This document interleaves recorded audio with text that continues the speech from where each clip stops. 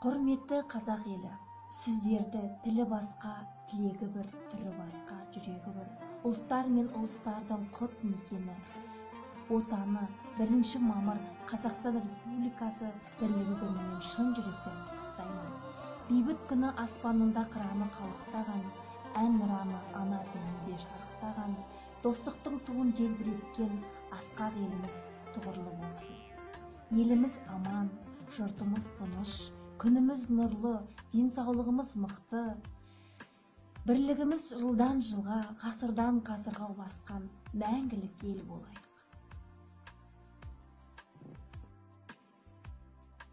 Примите наши самые сердечные поздравления с 1 мая, Днем единства народа Казахстана. Это один из самых светлых и ярких государственных праздников, который отмечается в нашей стране. Это день единения, солидарности, взаимоотношений наших казахстанцев. Желаем вашему дому благополучия, доброты и мира. Будьте всегда счастливыми, здоровыми и жизнерадостными. My dear country, I sincerely congratulate you on 1 May, the equality of unity of peoples of Kazakhstan, immersed in the light of peace and harmony. The achievements of the anniversary of our independence are the heritage of all nationalities living in our countries.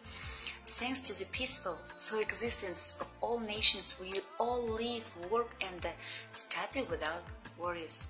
I hope that thanks to peace and harmony, we will have brighter and brighter days in the future. Congratulating all you, I want to wish all good health and happiness to your families. The friendship and the mutual understanding of our people under one roof will may continue, and the internet peace in our country will may always be strong, and there will always be unity and solidarity.